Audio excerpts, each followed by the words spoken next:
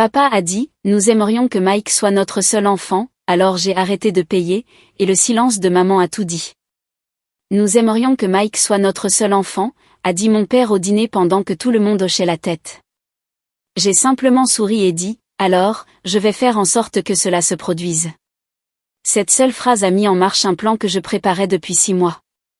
Ils pensaient que ma réussite était leur ressource à épuiser, mais ils étaient sur le point d'apprendre que la fille silencieuse qu'ils ignoraient était la seule chose qui maintenait leur monde entier debout. C'est ici que l'histoire commence vraiment, et vous n'allez pas vouloir manquer ce qui va suivre. Assurez-vous d'être abonné pour la voir jusqu'au bout. Nous sommes toujours curieux. D'où dans le monde nous regardez-vous aujourd'hui? Dites-le nous dans les commentaires. L'air lourd, sentant l'antiquité, de la salle à manger de mes parents m'a toujours fait me sentir petite.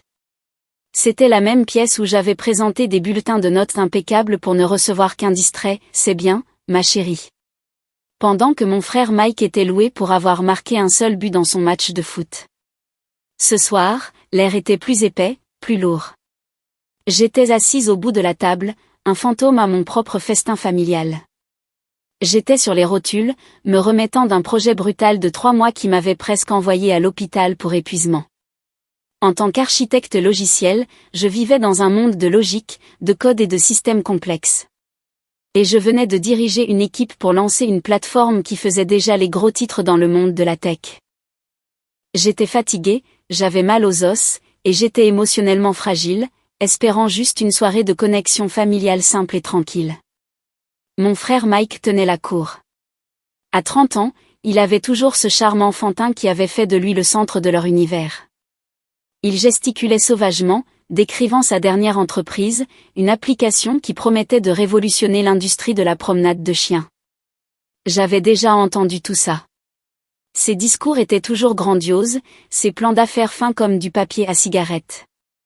Et c'est comme ça, dit Mike en levant son verre de vin, qu'on bâtit un empire. Mon père, Richard, rayonnait. Sa fierté était si vive qu'elle en était presque aveuglante. C'est mon garçon, un vrai bâtisseur d'empire, pas comme certaines personnes qui, vous savez, restent assises derrière un ordinateur toute la journée. J'ai senti la piqûre sourde et familière. J'ai jeté un coup d'œil à ma mère, Suzanne, qui regardait Mike avec des yeux adorateurs, complètement inconsciente de la pique. J'ai choisi de rester silencieuse, picorant le roast-beef dans mon assiette. C'était moi qui avais non seulement payé le vin que Mike buvait, mais aussi le toit au-dessus de leur tête à tous. Cette maison, celle où mon père se comportait en seigneur du manoir, avait été achetée par ma SARL. Les investissements dans la série d'empires ratés de Mike provenaient directement d'un fonds fiduciaire que j'avais établi et personnellement financé pour l'usage de la famille. Il savait que j'avais réussi, mais il préférait présenter cela comme si j'avais un « bon petit boulot », tandis que Mike était le visionnaire.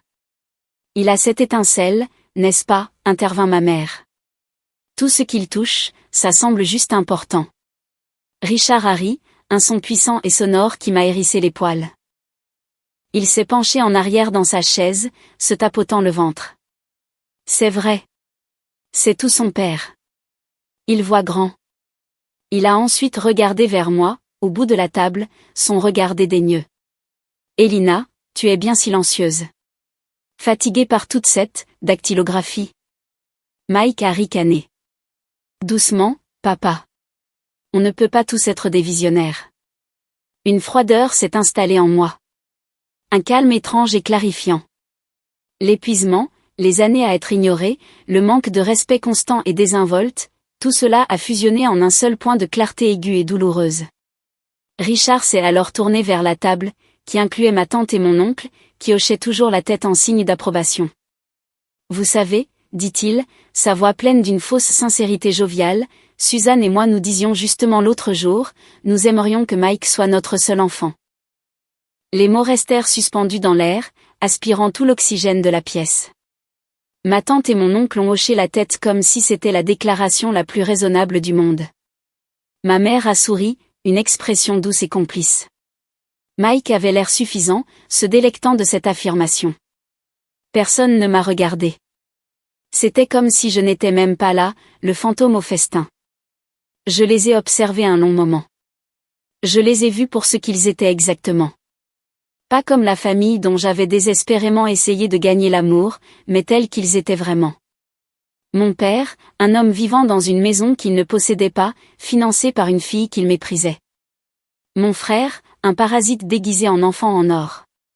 Ma mère, une femme si attachée au récit familial qu'elle regardait sa fille se faire exécuter émotionnellement à table et ne disait rien. J'ai posé ma serviette proprement sur la table. La pièce est devenue silencieuse, remarquant enfin que j'avais bougé. J'ai souri. Ce n'était pas un sourire triste. Ce n'était pas un sourire de colère. C'était le sourire calme et placide d'une administratrice système qui venait de localiser une erreur catastrophique dans le code. Alors, je vais faire en sorte que cela se produise, ai-je dit, ma voix égale et légère. Mon père a cligné des yeux, confus. Qu'est-ce que tu dis, ma chérie? Je vais faire en sorte que cela se produise pour vous, papa, ai-je répété en me levant. Je vais faire en sorte que Mike soit votre seul enfant. La confusion sur leur visage était palpable. Ils s'attendaient à des larmes, une scène, une retraite. Ils n'étaient pas préparés à un accord tranquille. Elina, ne sois pas dramatique, dit ma mère, sentant enfin un changement dans la dynamique du pouvoir. Je ne le suis pas, dis-je en prenant mon sac à main. Je ne fais qu'obtempérer. C'est une demande raisonnable. Je les ai regardés un par un, mon regard s'attardant juste une seconde. Merci pour le dîner. C'était très instructif. Je suis sortie de la salle à manger, le bruit de mes pas étant le seul son dans la maison. En ouvrant la porte d'entrée, j'ai entendu mon père crier, la voix agacée, « Eh bien, qu'est-ce qui lui prend ?» J'ai fermé la porte derrière moi, le bruit sourd et solide me donnant l'impression de la dernière ligne de code en cours de compilation. En marchant vers ma voiture, l'air froid de la nuit m'a semblé être un baptême. Le plan se formait déjà dans mon esprit, un algorithme complexe de démêlement. Ils avaient oublié qui j'étais. Ils avaient oublié que la personne qui reste assise tranquillement derrière l'ordinateur est celle qui construit les systèmes, possède l'architecture et détient toutes les clés. La trahison était pire que n'importe quel burnou que j'avais jamais connu. Mais c'était aussi le remède. J'ai conduit jusqu'à chez moi en silence, le trajet de 20 minutes me semblant un voyage à travers un continent nouvellement formé. Mon appartement, un espace propre et minimaliste que je possédais entièrement, me semblait être un sanctuaire. C'était la seule partie de ma vie qu'ils n'avaient pas touchée, qu'ils n'avaient pas infiltrée avec leurs attentes et leurs exigences passives-agressives. Je me suis préparé une tasse de thé, mes mains parfaitement stables. Il n'y avait pas de larmes, pas de tempête de rage. À la place, je ressentais une quiétude profonde, presque troublante. Le problème avait été identifié. Maintenant, il était temps de concevoir la solution. Pendant les 2 jours suivants, mon téléphone est resté silencieux. Pas d'appel de ma mère exigeant que je m'excuse pour ma sortie dramatique. Pas de SMS de mon père me disant d'arrêter d'être susceptible. Pas de message autoritaire de Mike à propos de sa prochaine idée brillante. Leur silence était leur réponse. Dans leur esprit, c'était moi qui m'étais mal comportée. C'était moi qui devais revenir en rampant, repentante, pour reprendre mon rôle de bienfaitrice silencieuse et de bouc émissaire désigné de la famille. Le 3e jour, le téléphone a finalement sonné. C'était ma mère. Je l'ai laissé sonner 4 fois avant de décrocher. « Elina » dit-elle, sa voix sèche. Pas de « bonjour », pas de « comment vas-tu » ? « Salut, maman » dis-je, mon ton neutre. Il y eut un soupir, lourd et affecté. « Elina, ton père est très contrarié. Tu l'as vraiment embarrassé devant ta tante et ton oncle. Tu sais comment il est. » Je sais exactement comment il est, dis-je en sirotant mon thé. Eh bien, tu ne peux pas dire des choses comme ça. Tu sais qu'il ne le pensait pas, il l'a dit, ai-je répondu. Et tout le monde a hoché la tête. Tu as hoché la tête, maman. Elle a bafouillé, un bruit d'indignation. J'essayais juste de maintenir la paix. Tu sais, Mike est dans une situation délicate avec sa nouvelle entreprise, et ton père est si fier. Tu aurais pu simplement laisser passer. J'ai laissé passer, dis-je. J'ai tout laissé passer. Bien, dit-elle, manquant complètement le sens de mes propos. Elle s'est éclaircie la gorge, et j'ai su instinctivement que la vraie raison de son appel allait faire surface. Les politesses étaient terminées. Écoute, chérie, commença-t-elle, sa voix prenant ce ton mielleux que j'en étais venue à mépriser. Je regardais le calendrier, et le loyer du bureau de Mike est dû à la fin de la semaine. Tu n'as pas, tu sais, transféré les fonds sur le compte familial encore. J'ai regardé le mur. Le « compte familial » était le fonds fiduciaire que j'avais créé, celui que je finançais avec un généreux dépôt à 6 chiffres chaque trimestre. Ils payaient l'hypothèque de leur maison, la maison que ma SARL possédait, bien qu'ils l'oublient commodément. Ils payaient leur voiture. Ils payaient l'appartement de Mike et ils payaient le bail commercial du siège social qu'ils prétendaient diriger. Je sais, dis-je. Eh bien, vas-tu le faire, demanda-t-elle, une nouvelle pointe de panique dans sa voix. Il en a besoin, Elina. Cette nouvelle entreprise. Ça pourrait être la bonne. Je ne suis pas sûre, dis-je. Comment ça, tu n'es pas sûre? Sa voix montait, perdant sa façade maternelle douce et révélant l'anxiété aiguë et avide en dessous. C'est l'argent de la famille. Tu ne peux pas simplement ne pas payer. Ce n'est pas l'argent de la famille, maman. C'est mon argent, dis-je, les mots atterrissant avec le poids simple et indéniable de la vérité. C'est de l'argent que je gagne avec le travail de dactylo que papa trouve si peu impressionnant. Elina, ce n'est pas le moment pour ta petite rébellion, siffla-t-elle. Ton frère compte là-dessus. Tu ne peux pas lui retirer le tapis sous les pieds. Sous nos pieds à tous. Ton père, il ne le supportera pas, il n'aura pas à le supporter, dis-je. Il n'aura même pas à se tenir debout. La maison dans laquelle il se tient est payée par moi. Le sol sous ses pieds m'appartient. Il y eut une inspiration brusque. Comment oses-tu? Après tout ce que nous avons fait pour toi. Je l'ai coupé. Non, après tout ce que j'ai fait pour vous. Et j'ai terminé. Tu le regretteras, hurla-t-elle.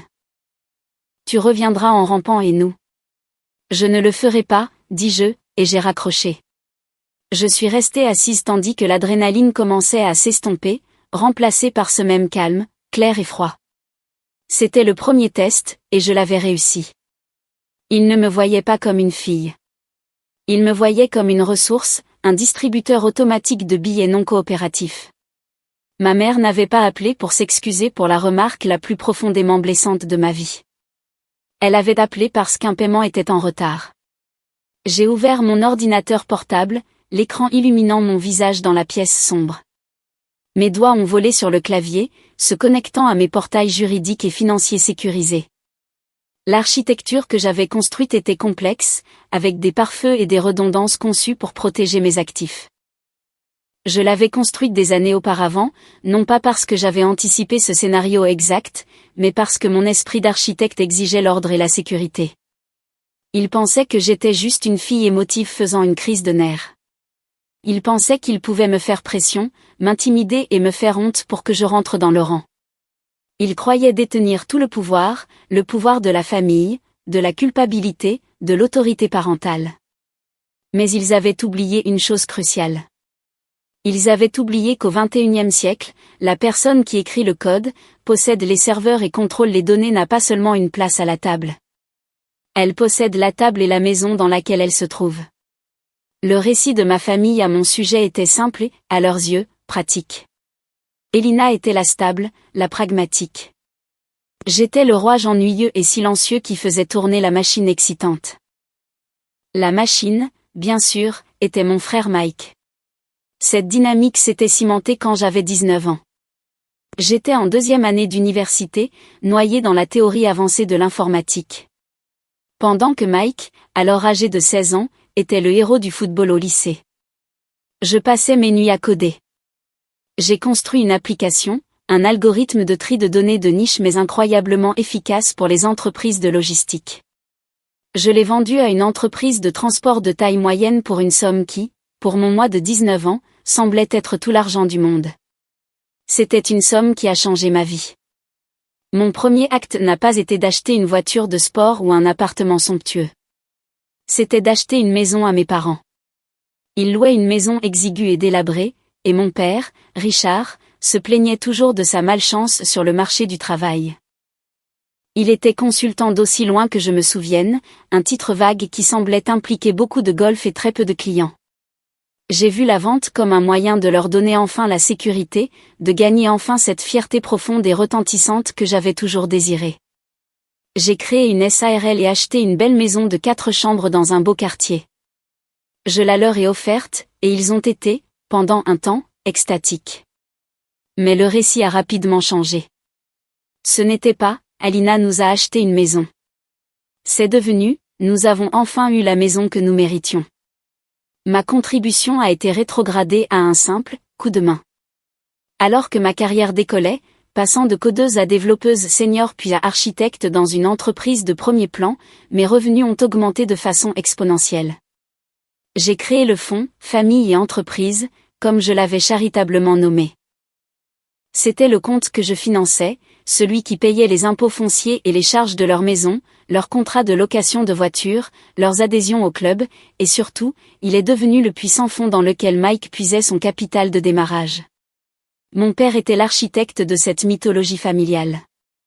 Richard était un homme qui dégageait un air d'autorité d'un autre temps, tout en chaussures cirées et poignées de main ferme. Il parlait beaucoup d'héritage et de construire quelque chose. Mais il n'avait jamais, à ma connaissance, construit quoi que ce soit. Il voyait mon succès non pas comme le mien, mais comme une ressource qui appartenait à la famille, à être distribuée par lui, le patriarche. Il s'asseyait au bout de la table, ma table, dans ma maison, et pontifiait. Le travail d'Elina est bien, disait-il à ses amis. Bons avantages, stable. Mais Mike est celui qui a la vision. C'est lui qui va mettre le nom de la famille sur la carte. Mon travail de dactylo était une source d'amusement privé pour lui, quelque chose de ringard et d'insubstantiel. Il ne comprenait pas ce que je faisais, et il n'avait aucun intérêt à l'apprendre.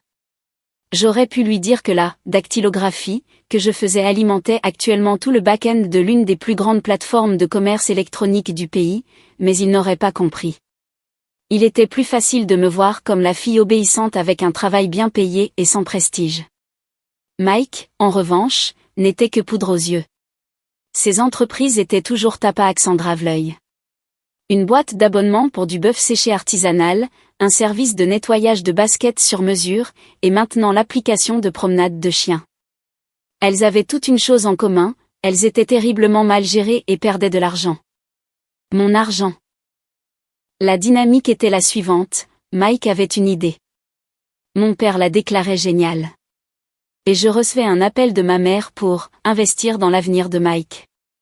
Mes tentatives d'introduire des plans d'affaires, de demander des mesures ou des projections étaient accueillies par de l'offense. Elina, c'est la famille, disait mon père, sa voix pleine de déception. On ne traite pas la famille comme une banque. C'est une question de confiance. Mais c'est exactement comme ça qu'il me traitait, comme une banque. Une banque invisible, sans sentiment, et infiniment rechargeable. Ma mère, Suzanne, était l'exécutrice émotionnelle. C'était elle qui m'appelait en pleurant pour me dire à quel point mon père était stressé, ou comment Mike était sur le point de percer, si seulement il avait un peu plus de capital. Elle maniait la culpabilité comme un scalpel de chirurgien. Avec précision et de manière dévastatrice. Tout cet écosystème, ce château de cartes construit sur mon travail et leur sentiment de dû, était ce à quoi je faisais face. Ils ne m'avaient pas seulement insulté. Ils avaient fondamentalement mal compris la dynamique du pouvoir des 15 dernières années. Ils me voyaient comme un personnage secondaire dans le « Mike Show ». Ils avaient oublié que j'étais la productrice exécutive, la scénariste et tout le studio. Et j'étais en train d'annuler l'émission. Mon appel à ma mère était le premier domino. Il était maintenant temps de pousser le suivant. La rage que je m'attendais à ressentir avait été remplacée par une détermination calme et concentrée. Ce n'était pas une explosion émotionnelle. C'était une mise hors service d'un système. Le matin après l'appel avec ma mère, le brouillard de l'épuisement et du choc émotionnel s'est enfin levé. Il a été remplacé par le bourdonnement électrique familier d'un problème à résoudre. Je n'étais plus une fille blessée. J'étais une architecte. Et le système que j'analysais était ma propre vie. Il avait des vulnérabilités critiques qui avaient été exploitées pendant des années. Il était temps de le corriger. Mon premier appel a été pour Ben Carter, mon avocat. Ben était un avocat d'affaires vif et pragmatique qui m'avait aidé à structurer ma SARL et le fonds fiduciaire des années auparavant. Il avait, à l'époque, haussé un sourcil face à la nature unilatérale du fonds. Ben, c'est Alina, dis-je en arpentant mon salon. Elina. J'ai vu les chiffres de lancement de ta nouvelle plateforme. Félicitations. Tu vas rendre beaucoup de gens très riches. Merci, Ben. J'ai besoin de te parler d'un autre système, le fonds famille et entreprise. Il y eut une pause. Quelle est la crise?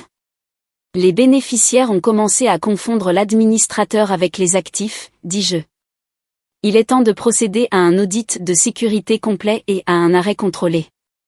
Ben laissa échapper un léger sifflement. Compris. Par où commençons-nous? On commence par les actifs. D'abord, la maison sur Willow Creek. Celle que ta SARL possède et où tes parents résident, a-t-il confirmé. C'est celle-là. Je veux commencer la procédure d'expulsion formelle. Donne-leur le minimum légal. 60 jours. C'est agressif, Alina.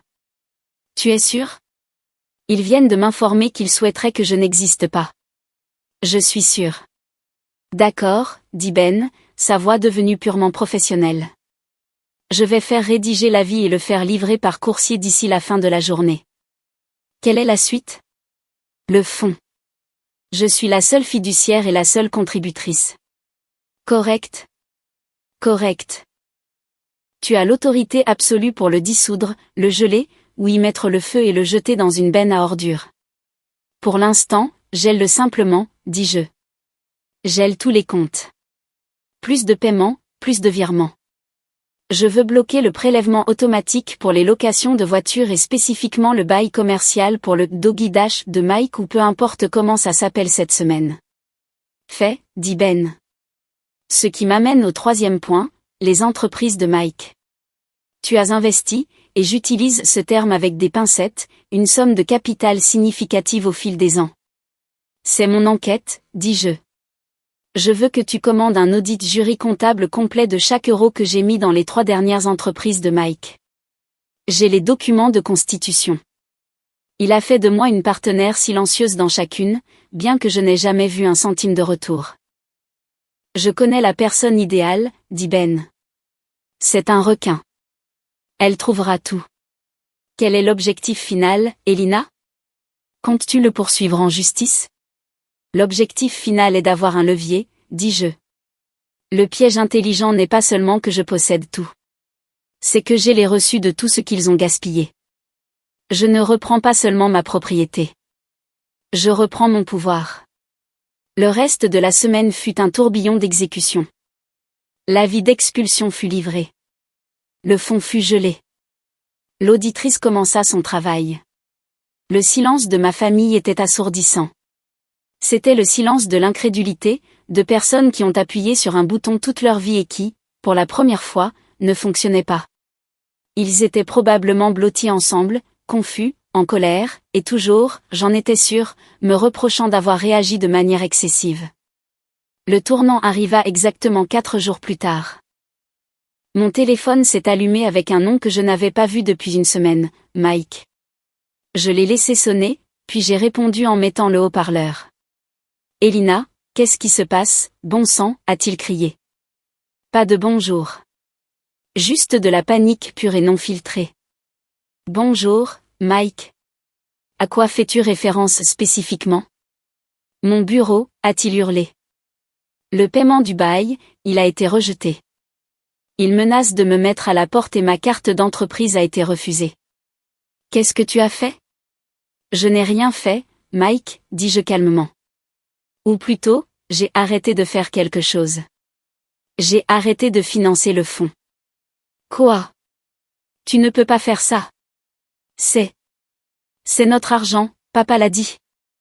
Papa avait tort, l'ai-je interrompu. C'est mon argent, et je n'investis plus dans tes entreprises. Mes entreprises? Sa voix était incrédule. C'est ma vie. Tu es en train de me ruiner. Tu es juste jalouse. C'est ça. Tu as toujours été jalouse de moi et de papa. J'ai presque ri. Jalouse? Mike, je finance ta vie entière depuis une décennie.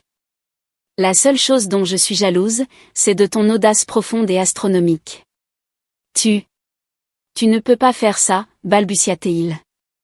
Je vais te poursuivre en justice. On t'emmènera au tribunal. Papa parle déjà à un avocat. Ah oui, dis-je. C'est intéressant. J'ai parlé à mon avocat aussi. Et tu devrais probablement vérifier la signature sur ce bail commercial qui t'inquiète tant, Mike. Ce n'est pas la tienne. C'est la mienne. Ma SARL est le preneur à bail.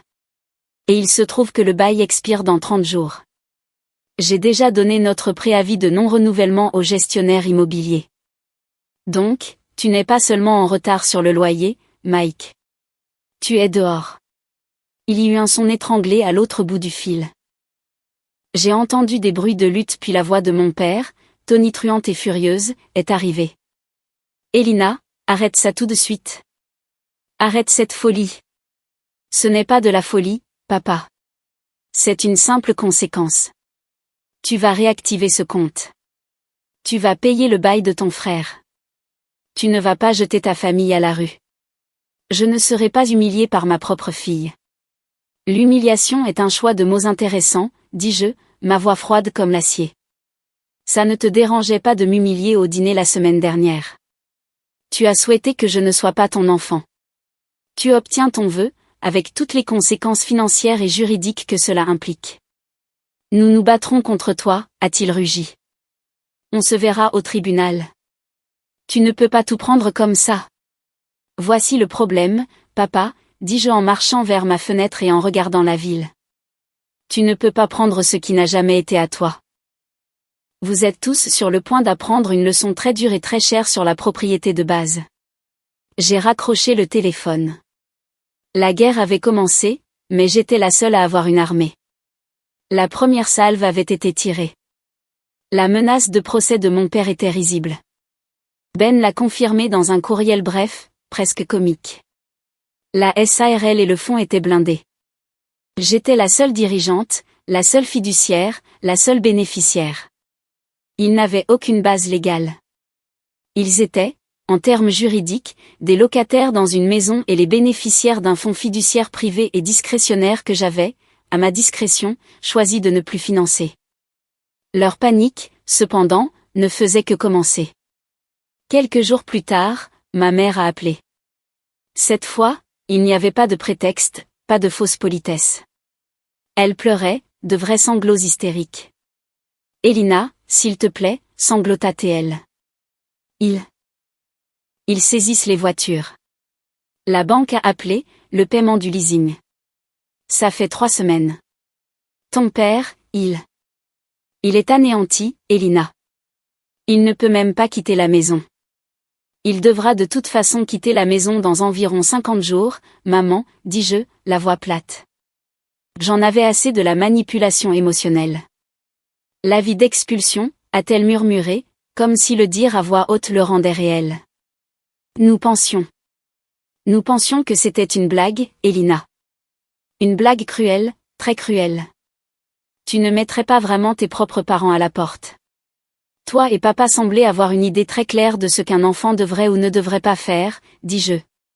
Je ne fais que suivre votre nouveau modèle familial. Mike est votre seul enfant. Je suis juste une ancienne associée commerciale. Comment peux-tu être si froide, a-t-elle pleuré. Nous sommes ta famille. Vous étiez ma famille quand vous avez tous hoché la tête pendant que papa souhaitait que je n'existe pas. Étiez-vous ma famille quand vous m'avez appelé, non pas pour voir si j'allais bien, mais pour exiger que je paie le bureau de Mike? Tu ne peux pas avoir le beurre et l'argent du beurre, maman. Tu ne peux pas me traiter comme une étrangère, comme un distributeur automatique, et ensuite faire appel à moi en tant que fille. Ça ne marche pas. La logique est défaillante. J'ai entendu mon père attraper le téléphone. Tu te crois si intelligente avec ta logique, a-t-il crié. Tu as toujours été une fille froide et sans cœur, comme une machine. Tu n'as pas de cœur, Elina. Une machine, dis-je. Tu as raison. Je le suis. Je suis la machine que vous avez tous construite. Je suis la machine qui a travaillé 80 heures par semaine pour financer vos styles de vie. Je suis la machine qui a traité vos insultes et votre ingratitude et qui a quand même craché de l'argent. Mais cette machine est hors service. Définitivement. J'ai raccroché. Je savais que c'était loin d'être terminé. Ils étaient blessés, acculés, et pire que tout, profondément humiliés. Toute l'identité de mon père était construite sur le fait d'être le patriarche qui a réussi. Je ne lui avais pas seulement coupé les vivres. J'avais coupé son sentiment d'identité. La confrontation suivante a eu lieu une semaine plus tard. Le rapport préliminaire de l'auditrice était arrivé, et il était dévastateur. Ben avait organisé une réunion à son bureau. J'avais fortement demandé que Mike soit présent. J'avais le sentiment qu'il ne viendrait pas, alors je lui ai envoyé un petit SMS alléchant: si tu veux discuter d'une éventuelle indemnité de départ, sois au bureau de mon avocat demain à 10 heures. Il était là avec 5 minutes d'avance, portant un costume que j'avais probablement payé. Il avait l'air mince, stressé et en colère. D'accord, Elina, dit-il alors que j'entrais dans la salle de conférence. Ben était assis en bout de table. C'est ridicule. Tu as fait passer ton message. Tu nous ruines. Qu'est-ce que tu veux? Je veux examiner ton indemnité de départ, dis-je en m'asseyant en face de lui. Ben, la parole est à toi. Ben a ouvert un dossier. Monsieur nom de famille, dit-il, nous avons mené un audit préliminaire des 3 dernières entités que vous avez fondées, en commençant par Artisan Jerky Co., Mike Pally. Quel audit? Mon audit, dis-je. En tant qu'investisseur principal et partenaire silencieux à 50% dans les 3 entreprises, j'y ai droit. Ben a fait glisser une feuille de synthèse sur la table. Ce que nous avons trouvé, Mike, ce ne sont pas seulement une série d'entreprises en faillite. Ce que nous avons trouvé, c'est un schéma constant sur plusieurs années de ce qui ressemble, à mon œil de professionnel, beaucoup à de la fraude électronique. La mâchoire de Mike est tombée. De la fraude? Qu'est-ce que vous? C'est de la diffamation? Vraiment, dit Ben, sa voix douce comme de la soie. Prenons le cas de Mike S. Doggy Dash. Vous avez soumis un rapport d'investisseur à Elina. Enfin, à son Family Office, demandant 74 000 € pour le développement de l'application et la mise à l'échelle des serveurs. Mais notre auditrice a découvert que l'application était un modèle à 460 € que vous avez acheté en ligne. La mise à l'échelle des serveurs était un plan d'hébergement web à 46 € par mois. Les 68 500 € restants. Il a tapé sur une deuxième feuille. Nous avons trouvé des reçus pour la location d'une voiture de luxe, des vacances à Aruba et 3 montres de créateurs. Mike avait l'air d'être sur le point de vomir. Il m'a regardé, les yeux écarquillés de panique. Elina, C'était des frais de démarrage. Pour construire la marque. Construire la marque, ai-je répété, la voix calme. Tu m'as volé, Mike. Tu n'as pas seulement échoué. Tu m'as activement, délibérément volé. Tu as volé ta propre sœur qui se tuait au travail pour que tu puisses aller à Aruba. Balbutia-t-il, sa bravade complètement disparue, remplacée par l'enfant terrifié qu'il avait toujours été. Papa a dit que c'était bon. Il a dit que l'argent était juste là. Il a dit que tu ne le remarquerais même pas. C'était juste de l'argent de la famille. Voilà, encore une fois, dis-je. L'argent de la famille. Je me suis penché en avant. Il n'y a pas d'argent de la famille, Mike. Il n'y a que mon argent, et tu as commis plusieurs crimes avec. Il a commencé à s'effondrer, son visage se décomposant. Elina, s'il te plaît. Tu ne peux pas. Tu ne peux pas m'envoyer en prison. S'il te plaît, je te rembourserai. Je ferai n'importe quoi. Voilà ton indemnité de départ, Mike, dis-je en me levant. Mon silence. Je ne vais pas porter plainte. Je ne vais pas te poursuivre pour les 460 000 € que tu m'as volés au cours des 10 dernières années. Mon indemnité pour toi, c'est mon absence. Je m'en vais et je prends mes maisons, mes voitures et mon argent avec moi. Tu es libre, Mike. Libre d'aller te trouver un vrai travail et de construire une vraie vie sans que je sois là pour te la gâcher. Je me suis tournée vers Ben. Ben, si tu veux bien donner à mon frère le rapport d'audit complet, je suis sûre que lui et l'avocat de papa le trouveront fascinant. Je suis sortie de la pièce, le laissant sangloter à la table de conférence. La première confrontation majeure était terminée. Je n'avais pas seulement brisé sa perception. J'avais brisé toute l'illusion sur laquelle sa vie était construite. L'enfant en or était en fait un voleur ordinaire. Et maintenant, il savait que je savais. La révélation de l'audit a provoqué une onde de choc dans la famille. Mike, dans sa terreur, a dû tout avouer à nos parents. La dynamique a changé instantanément. Les appels téléphoniques en colère et indignés ont cessé. Ils ont été remplacés par une nouvelle tactique, plus désespérée, une campagne de diffamation à grande échelle. Mon père, Richard, est passé à la vitesse supérieure. Il a commencé à appeler la famille élargie, me dépeignant comme un monstre froid et vindicatif. J'ai eu des nouvelles de ma tante, la même qui avait hoché la tête à table, qui m'a appelé pour me dire qu'elle était profondément déçue de moi. « Ton père est un homme fier, Elina, dit-elle, sa voix dégoulinant de jugement. Et tu lui as tout pris. Il est brisé. Et ton frère, c'est un bon garçon. Il a juste fait quelques erreurs. La famille est censée pardonner. La famille n'est pas non plus censée souhaiter la non-existence d'un de ses membres, tante Carole, ai-je rétorqué.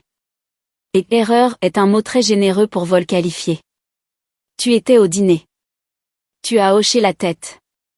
Donc, avec tout le respect que je te dois, ton opinion sur la dynamique de ma famille n'est pas quelque chose que j'estime. J'ai raccroché. Mais leur désespoir s'intensifiait. Ma mère, Suzanne, était toujours en difficulté, prise entre son serpent de mari et son fils escroc. C'était elle qui était encore dans la maison avec Richard, écoutant ses rages, regardant leur monde se dissoudre. Elle a essayé une approche différente. Elle s'est présentée à mon appartement sans prévenir. J'ai ouvert la porte pour la trouver debout dans le couloir, l'air plus petite et plus âgée que je ne l'avais jamais vue. « Elina, dit-elle, sa voix tremblante. S'il te plaît, laisse-moi entrer. Parlons. Parlons juste. » J'ai hésité, puis je me suis écartée. Elle est entrée dans mon appartement propre et calme et a regardé autour d'elle comme si elle le voyait pour la première fois. « C'est très joli, dit-elle.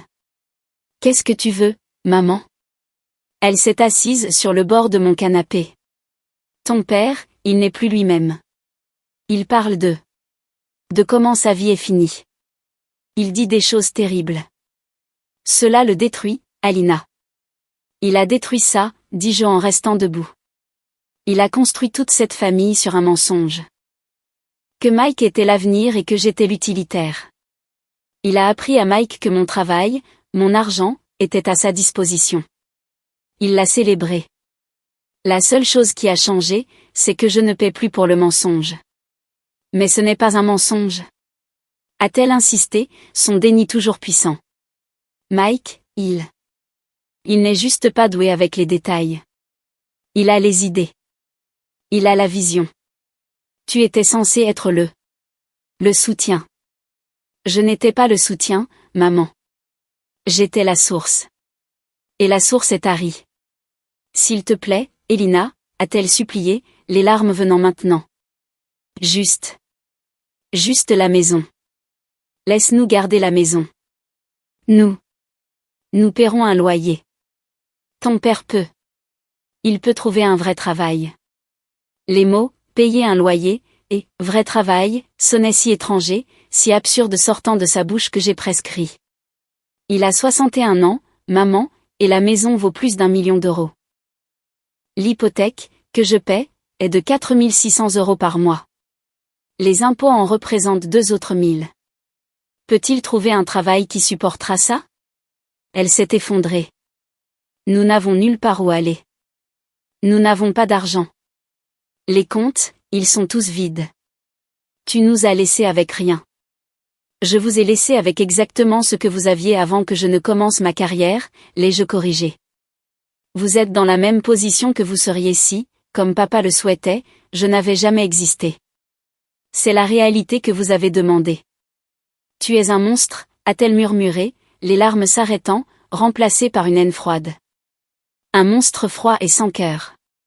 Tu n'es pas ma fille. C'est la deuxième fois que ma filiation est révoquée en un mois, dis-je en ouvrant la porte. Je pense que j'ai enfin compris le message. Au revoir, maman.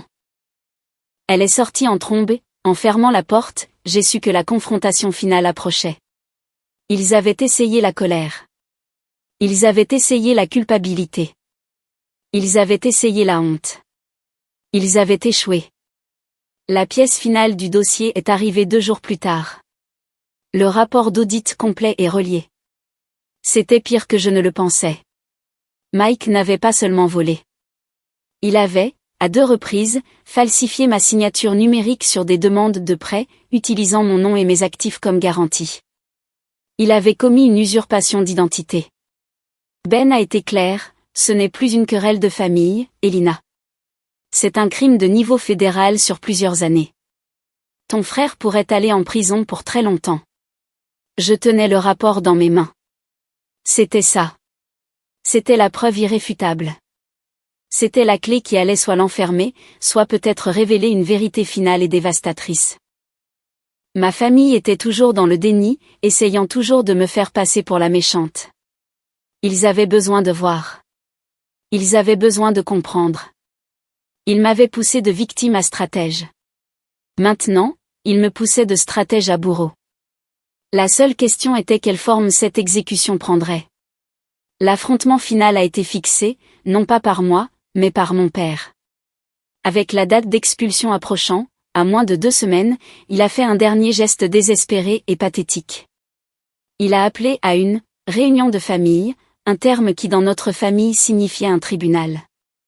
Il a convoqué la famille élargie, tante Carole, oncle David et quelques autres, à la maison de Willow Creek. C'était une humiliation publique conçue pour me coincer, pour utiliser tout le poids du jugement familial pour me forcer à capituler. Il m'a envoyé un SMS. Nous nous réunissons tous à la maison dimanche à 15h. Sois là.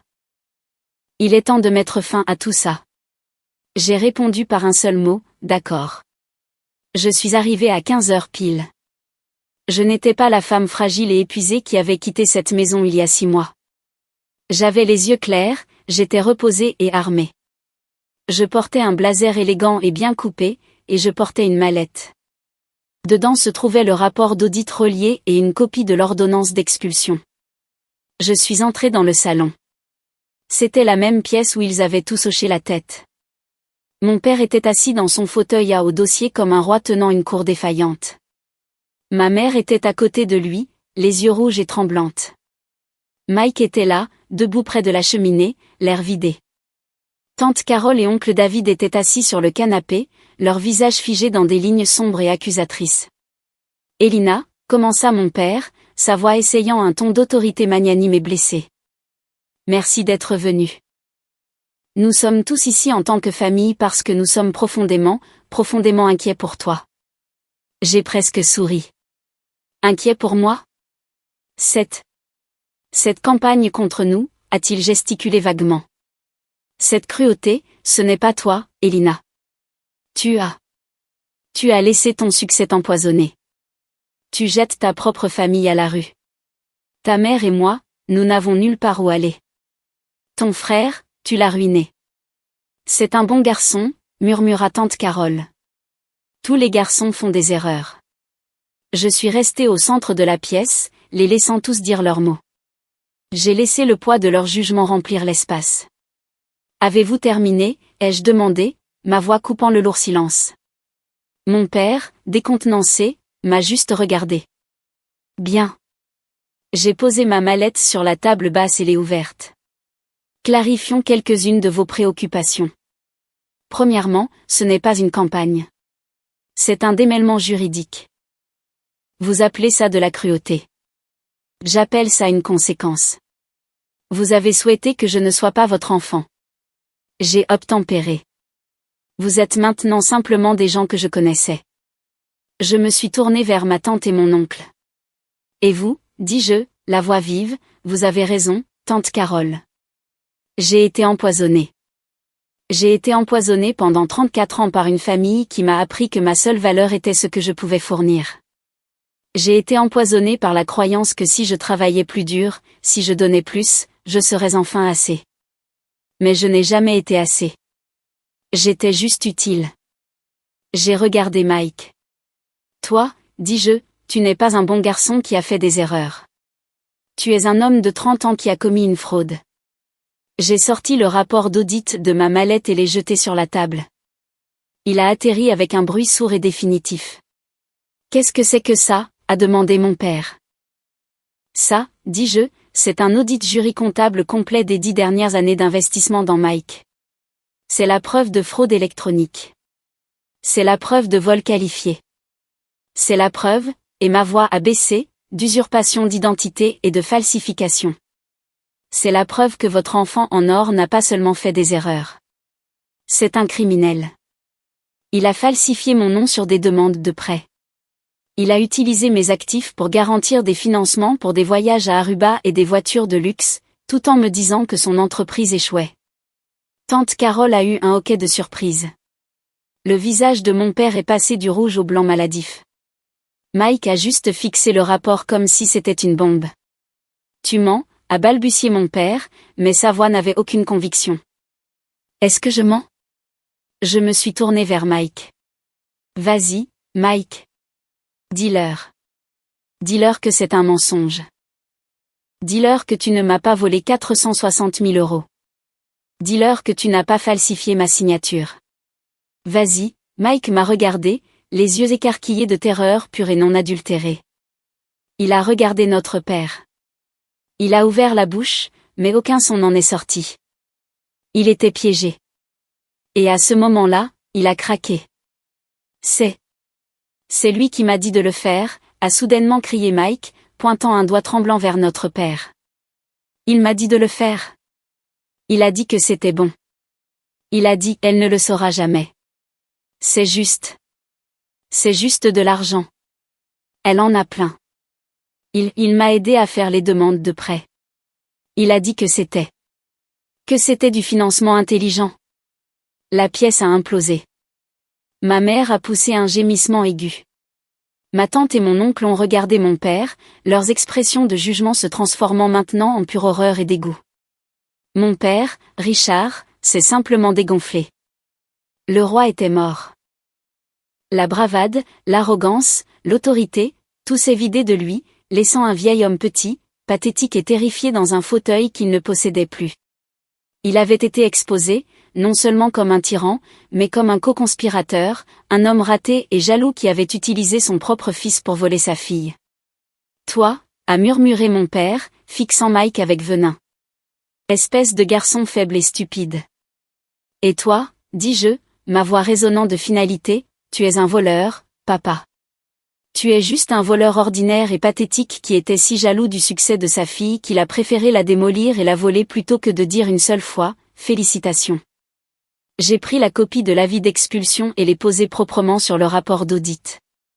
L'expulsion est maintenue, dis-je à la pièce stupéfaite. Vous avez 13 jours pour quitter ma propriété. Si vous n'êtes pas parti d'ici là, je ferai appel au shérif pour vous expulser. Je me suis tournée vers ma mère. Maman, tu peux venir avec moi tout de suite. Tu peux le quitter. Je t'installerai dans un appartement. Je prendrai soin de toi. Mais si tu restes avec lui, tu fais partie de ça. Tu choisis ça. Ma mère a regardé mon père, ce petit homme brisé. Elle a regardé Mike, qui sanglotait dans un coin. Puis elle m'a regardé, ses yeux pleins d'une nouvelle haine, différente. Une haine pour la personne qui avait forcé le choix. Sors, a-t-elle murmuré. Sors de ma maison. Ce n'est pas ta maison, maman, dis-je, ma voix plus douce maintenant, teintée d'une tristesse profonde et profonde. Ça ne l'a jamais été. J'ai fermé ma mallette et je suis sortie de la pièce. Je les ai tous laissés là, dans les ruines de la famille qu'ils avaient construite, le silence derrière moi plus lourd et plus final que n'importe quelle explosion. La chute ne fut pas un accident spectaculaire et enflammé. Ce fut un effondrement lent, silencieux et inévitable. Les 13 jours passèrent. Le 14e jour, comme promis, les adjoints du shérif arrivèrent à la maison de Willow Creek. Mes parents n'y étaient pas. Ils avaient, au milieu de la nuit, déménagé, laissant la maison dans un état de désarroi, des meubles renversés, des ordures sur les tapis. C'était un dernier acte de défi mesquin. Cela m'a coûté une somme importante pour la faire nettoyer, mais c'était le dernier chèque que j'écrirais jamais pour eux. J'ai mis la maison sur le marché. Elle s'est vendue en 1 semaine. Richard et Suzanne, comme je l'ai appris plus tard par ma tante, ont emménagé dans un petit 2 pièces en location à 1 heure de là. Le choc de leur nouvelle réalité fut profond. Mon père, dépouillé de son statut, de sa belle maison et de ses adhésions au club, est tombé dans une dépression profonde et silencieuse.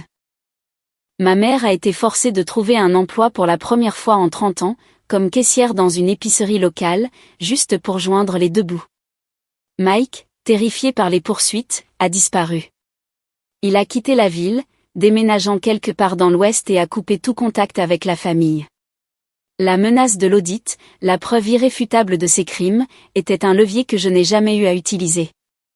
Il suffisait qu'il sache qu'il existait. Il passerait le reste de sa vie à regarder par-dessus son épaule, et ça, ai-je décidé, c'était une justice suffisante.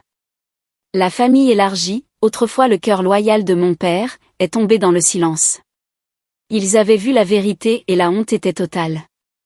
Tante Carole m'a envoyé un court courriel. Je suis tellement désolée, Alina. Nous n'avons jamais su. Je n'ai pas répondu. Pour moi, la vie est devenue calme. Le bourdonnement constant et de bas niveau des exigences et des déceptions de ma famille, un bruit avec lequel j'avais vécu si longtemps que je ne l'avais même plus remarqué, avait enfin disparu. Je suis allée travailler. J'ai vu mes amis. J'ai voyagé. J'ai investi l'argent que j'avais autrefois canalisé dans le fonds familial dans des choses qui comptaient. J'ai fondé et financé la bourse Alina Nom de famille pour les femmes en STEAM, un programme spécifiquement conçu pour soutenir de jeunes femmes brillantes issues de milieux familiaux peu favorables ou difficiles. J'ai rencontré la première promotion de boursières, 4 jeunes femmes brillantes et ambitieuses avec le feu dans les yeux, et je leur ai dit, votre succès est le vôtre. Ne laissez jamais personne vous faire sentir petite pour cela. Environ 1 an après l'affrontement, j'ai reçu une lettre. C'était de ma mère. Ce n'était pas une demande d'argent ou une exigence. C'était juste une lettre. Elle écrivait que mon père suivait une thérapie. Elle écrivait que son travail était dur, mais que pour la première fois de sa vie, l'argent qu'elle tenait dans sa main lui semblait être le sien. Elle a écrit 3 mots simples que j'avais attendu toute ma vie d'entendre. Je suis vraiment désolée. Tu avais raison. J'ai lu la lettre, l'ai pliée et l'ai mise dans un tiroir. C'était un début, un pont fragile et timide à travers un gouffre que je n'avais pas créé, mais que j'avais été forcée de traverser. Je ne l'ai pas appelé. Pas encore. Mais pour la première fois, j'ai pensé qu'un jour, peut-être, je pourrais le faire. Ma vie était la mienne.